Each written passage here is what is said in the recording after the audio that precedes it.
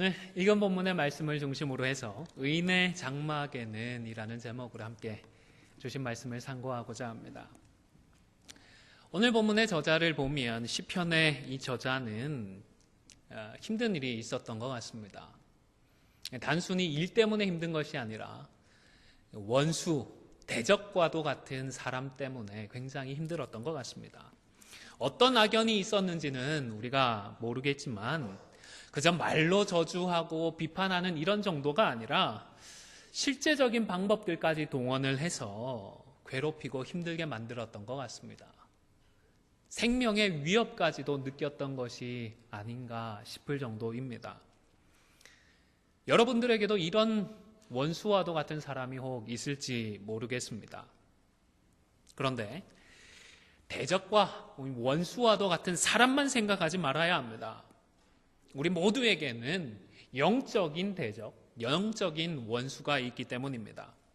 그래서 우리가 사람을 이기고 문제는 해결한다고 하더라도 그래도 너는 나한테 졌지라며 흐뭇해하는 사단마귀가 있다는 사실을 잊지 말아야 하는 것입니다. 신약성경 베드로전서 5장 8절에 보면 화면을 보면서 함께 읽어보겠습니다. 시작.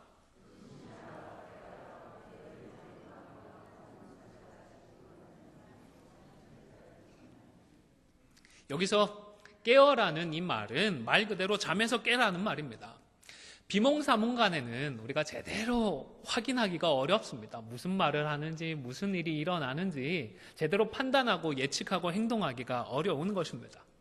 그래서 빨리 찬물에라도 샤워를 하고 잠에서 깨어야 무슨 일이 일어나는지 정확하게 우리가 판단을 할 수가 있는 것입니다. 빨리 정신을 차려서 사단마귀를 경계해야 하는 것입니다. 그리고 또 근신하라는 이 단어는 원래는 술 취하지 말라는 그런 뜻의 단어입니다. 사람이 술에 취하게 되면 어떻게 되죠? 분별력을 잃게 됩니다. 그래서 술 취한 사람은 사자가 아니라 작은 고양이 한 마리가 달려들어도 제대로 감당하기가 어려울 것입니다. 그래서 베드로 사도는 근신하여서 술 취하지 말고 원수마귀를 대적하라고 권면을 하는 것입니다. 이렇게 우리가 근신하여 분별력을 가지고 잠에서 깨어 정신을 차려야 하는 이유는 다시 말씀드리지만 우는 사자와도 같은 사단마귀가 있기 때문입니다. 우리가 정말로 이겨야 할 대상은 사람이 아닙니다. 사람을 통해서 우리로 하여금 하나님의 뜻을 행하지 못하도록 만드는 사단마귀의 그 괴략을 분별해야 합니다. 눈앞에 보이는 문제를 해결하느라 하나님의 말씀에 순종하지 못하게 만드는 마귀의 그 교묘한 방법들을, 수법들을 꿰뚫어 보아야 하는 것입니다. 싸워서 사람을 이기는 것이 아니라 마귀를 이겨야 하는 것입니다. 비록 사람에게는 지더라도 마귀한테는 이겨야 하는 것입니다. 그런데 이러한 싸움은 혈과 육에 속한 싸움이 아니라고 했습니다. 우리의 힘과 능력, 우리의 지혜와 지식으로 싸워서 이길 수 있는 싸움이 아닌 것입니다. 하나님의 지혜로, 하나님의 능력으로 싸우고 그래야 승리할 수 있습니다. 오늘 본문에서도 나를 밀쳐서 넘어뜨리려고 하는 원수를 앞에 두고서 시편의 저자는 여호와의 오른손이라고 하는 표현을 연거푸 3번이나 사용하고 있습니다. 오른손이라는 표현은 굉장히 강한 손이라는 표현인데 이 표현을 3번이나 거듭 강조하고 있는 것입니다. 우리의 힘으로는 이길 수 없고 하나님의 힘으로, 하나님의 능력으로 이길 수 있다라는 고백인 동시에 나의 능력이나 나의 지혜나 나의 방법들을 의지하지 않겠다라는 고백이기도 합니다.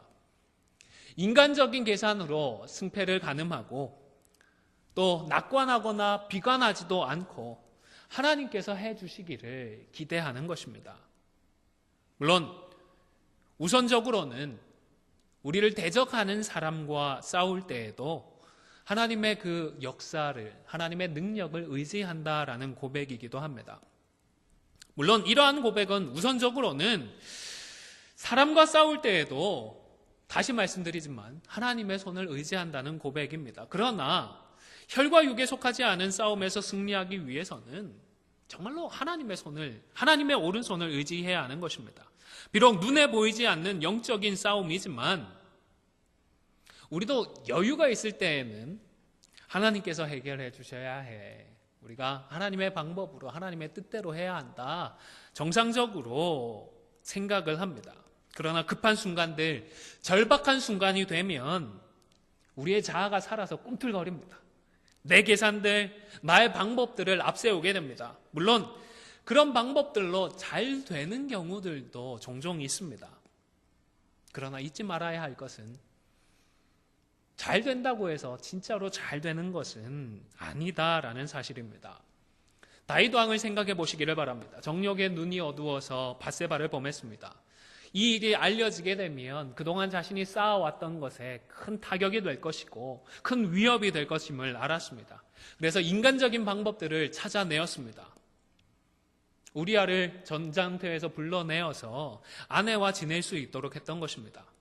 오늘날처럼 유전자 검사를 통하여서 친자 확인을 할 수 있는 것도 아니었으니까 우리아가 자기 집에 그저 거쳐만 가도 다윗은 완전 범죄에 성공할 수 있었을 것입니다. 그런데 문제는 이 우리아가 잘 아시다시피 너무 우직했고 충성스러웠다는 점입니다. 전장에서 아직도 고생하고 있는 동료들을 생각을 해서 자기 집에 가지 않았습니다. 계획대로 일들이 진행되지 않자 다윗은 악한 방법을 취했습니다. 그만 우리아를 전장에서 죽게 만들었던 것입니다. 그리고는 당당하게 밧세바를 아내로 취했습니다. 이 경우에 다윗은 틀림없이 잘 됐다라고 생각을 했을 것입니다. 성공적이었다, 자찬을 했을 것입니다. 그러나 결코 잘된 일이 아니었습니다. 하나님의 선한 뜻이 성취되지 않았기 때문입니다. 그래서 하나님께서 다시 선지자를 보내어 주셔서 깨닫게 해주실 때까지는 1년이 넘는 기간 동안 그는 하나님과 단절된 상태로 지내게 되었습니다. 아브라함이 이스마엘을 낳았을 때도 마찬가지입니다. 아브라함은 참 잘했다, 성공적이었다 생각을 했을 것입니다. 행복한 시절을 보내었을 것입니다. 그러나 하나님의 뜻을 이루는 일은 아니었습니다. 그래서 성경을 보시면 잘 아시겠지만 이스마엘이 태어난 뒤로 그 뒤로부터 해서 아브라함의 나이 99살이 될 때까지 하나님은 그의 삶에 대해서 언급하지 않으셨습니다. 주목하지 않으셨습니다. 신경을 쓰지 않으셨던 것입니다. 하나님의 오른손을 의지해서 하나님의 뜻을 이루어 가야 하는 것입니다. 내 생각에 잘된 것이 아니라 하나님께서 보시고 잘했다 인정해 주시고 칭찬해 주셔야 하는 것입니다. 그런데 하나님의 오른손을 기대하는 것은 하나님께서 우리 편이다, 하나님께서 내 편이다라는 사실을 믿고 기대하는 것이기도 합니다. 읽지는 않았지만 118편 6절과 7절의 말씀도 함께 읽도록 하겠습니다. 시작. 여호와는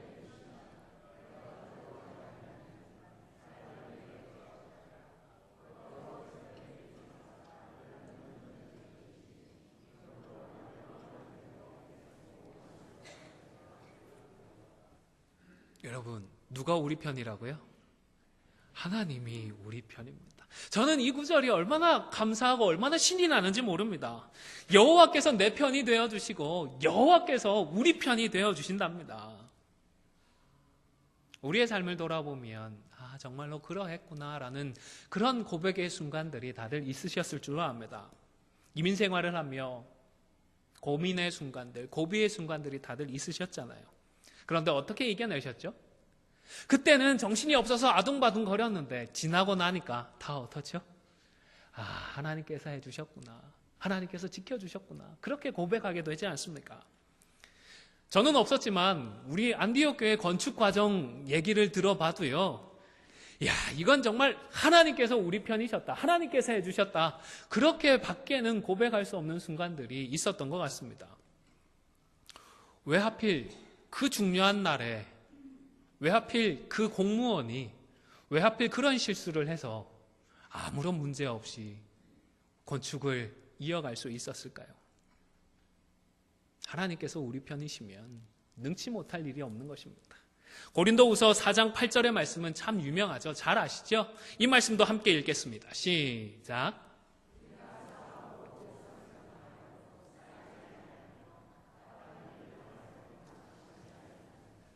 바울이 어떻게 이런 고백을 할 수 있었을까요? 틀림없이 바울도 우리 편이 누구라는 사실을 알았을까요? 하나님이 우리 편이다. 하나님이 내 편이다 라는 사실을 알았기 때문에 사방으로 우겨쌈을 당해도 나는 답답하지 않다. 낙담하지 않는다. 고백할 수가 있었던 것입니다. 결코 지지 않을 수 있기 때문입니다. 그런데 여러분, 조심해야 할 것이 한 가지 있습니다. 분명히 하나님께서 내 편이고 우리 편이신 건 맞는데 마냥 우리 편이신 것은 아닙니다. 언제나 우리 편이신 것은 아니라는 말씀입니다. 구약의 역사를 보면 이스라엘 백성들이 적군들과 원수들과 싸우는 것이 아니라 하나님과 싸우게 될 때도 있었습니다. 이스라엘 백성들이 하나님 편에 있지 않고 하나님 반대편에 서버리니까 하나님과 싸우게 되는 것입니다. 따라서 여호와께서 내 편이시다, 하나님이 내 편이시다라는 이 고백은 내가 무엇을 하든지 하나님은 무조건 내 편이 되어달라고 떼를 쓰는 것이 아니라 우리가 하나님 편에 있겠습니다. 내가 하나님 편에 있겠습니다라는 고백인 것입니다. 우리가 하나님 편에 서야 하는 것입니다. 여러분, 잊지 마시기를 바랍니다. 우리가 결코 우리의 마음대로 하나님을 좌지우지할 수 없습니다. 우리의 마음대로 하나님을 움직일 수가 없습니다. 하나님의 뜻대로 구할 때에 하나님께서 움직여 주시고 하나님께서 역사해 주시는 것이지, 우리가 우리의 정욕대로 우리의 욕심대로 구한다고 해서 하나님께서 역사해 주시는 것이 아닙니다. 그리고 죄의 문제가 있으면 하나님 편에 우리가 있을 수가 없습니다. 이스라엘 백성들이 여리고성을 차지한 후에 아간이 범죄를 했습니다. 이런 상태에서 이스라엘 백성들은 아이성을 정탐을 했고 이번 전투는 100% 이긴다. 대충 한 3,000명 정도만 올라가도 손쉽게 이길 수 있다라고 판단을 했습니다. 그러나 결과는 반대였습니다. 하나님께서 가나안 땅을 주겠다라고 분명히 약속해 주셨고요. 그 약속을 성취하실 것을 위하여서 이미 여리고성도, 이길 수 없을 것 같은 여리고성도 이기게 해주셨는데, 그런데 죄의 문제를 해결하지 않으니까 이번에는 하나님께서 손 하나 까딱하지 않으셨습니다. 약속의 말씀을 주셨지만 하나님은 침묵하셨습니다. 지켜만 보고 계셨던 것입니다. 아니, 이번에는 오히려 패하도록 만드셨던 것 같습니다. 물론 하나님의 오른손을 소망하고 우리가 하나님의 편에 서 있다고 해서 정말로 우리가 아무것도 하지 않고 가만히 기다리기만 하면 되는 것은 아닙니다. 내가 해야 할 것, 내가 할 수 있는 것들은 성실하게 감당해야 합니다. 왜냐하면 하나님은 믿음의 사람을 통하여서 일하시기 때문입니다. 다윗의 경우를 생각해 보시기를 바랍니다. 사울 왕에게 쫓길 때에 그는 틀림없이 하나님의 오른손을 의지했을 것입니다. 그러나 가만히 있지는 않았습니다. 사울 왕이 자신을 향하여 창을 던질 때에 어떻게 하고 있었을까요? 하나님 우리 편이시니까 한번 맞춰봐라 하고 손 들고 기다렸을까요? 아니지 않습니까? 피해서 도망쳤습니다. 추격을 하면 그 추격을 피해서 도망을 쳤습니다. 살아남기 위해서 할 수 있는 방법들을 다 사용을 했습니다. 그러나 사울 왕을 자신의 손으로 직접 제거하지는 않았습니다.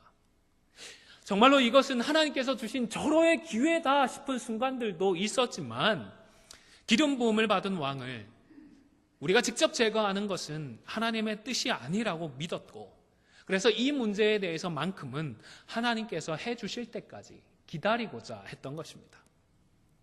다시 말씀드리지만 여호와의 오른손을 소망하고 하나님의 편에 서 있는다라는 것이 결코 가만히 있는 것을 의미하지는 않습니다. 내가 판단할 수 있고 내가 할 수 있는 것들에 대해서는 청지기와도 같은 마음으로 충성스럽고 성실하게 행해야 합니다. 그러나 언제나 하나님의 뜻에 합한 선택들을 해야만 합니다. 이것이 관건입니다. 그리고 하나님의 편에서 하나님의 오른손의 그 능력을 누릴 수 있는, 누리며 살아가는 자들의 장막에서는 어떤 소리가 울려 퍼진다고 했죠? 기쁨의 소리, 구원의 소리가 있다라고 했습니다.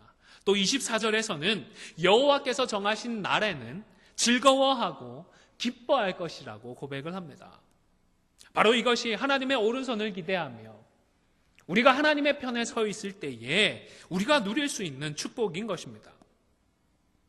아마 24절에서 고백했던 그날은 마침내 하나님께서 자신의 오른손으로 역사해 주시는 그런 날일 것입니다. 만약 다윗 왕의 경우라면 사울 왕이 죽고 난 뒤에 자신이 왕이 되었든지 아니면 반역을 했던 압살롬의 그 난이 진압이 되고 황궁을 하게 되었던 그런 순간이겠죠. 얼마나 기쁘고 얼마나 즐거웠겠습니까?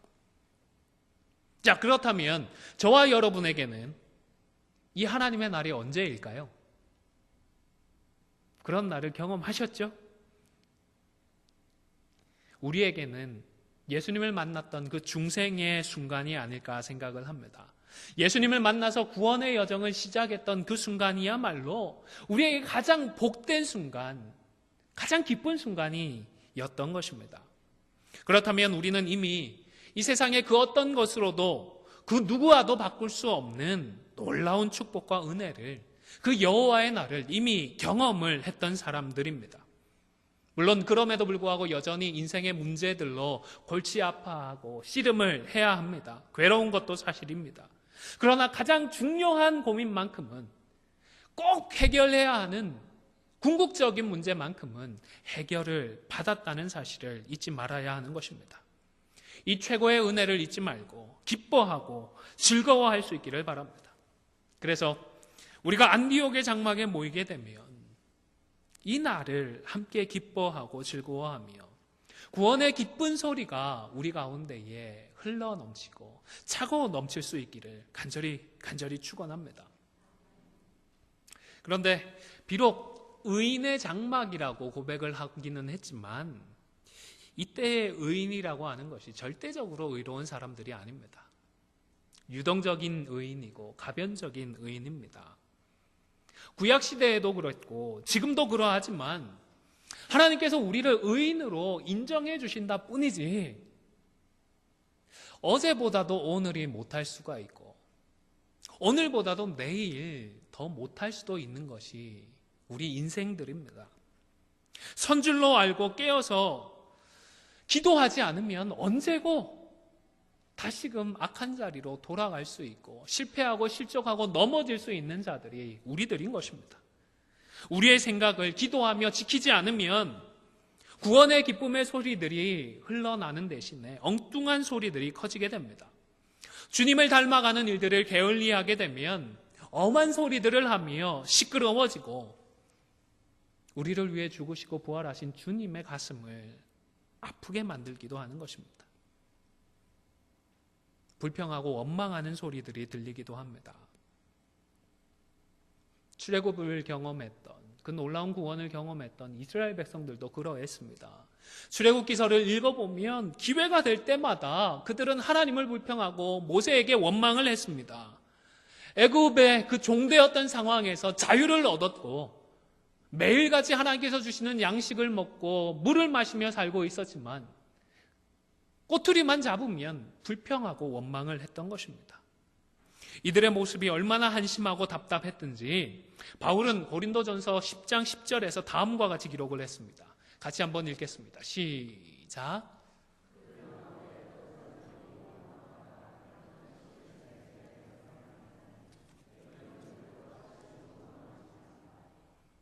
원망하지 말자고 하면서 누구처럼 원망하지 말자고요?